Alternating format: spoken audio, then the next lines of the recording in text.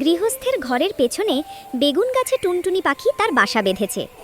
বাসার ভেতরে 3টি ছোট্ট ছানা, চোখও খুলতে পারে না, শুধু চিঁচিং করে। গৃহস্থের বিড়াল ছিল ভারী দুষ্টু। সে মনে মনে ভাবে, আজই খাবো টুনটুনির ছানা।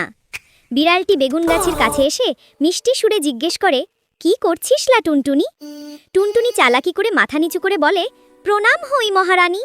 নিজের প্রশংসা শুনে বিড়াল খুব খুশি হয়ে যায় এবং ল্যাজ দুলিয়ে সেখান থেকে চলে যায়। বিড়াল চলে যেতেই টুনটুনি হাসে, তার বুদ্ধি কাজ করেছে।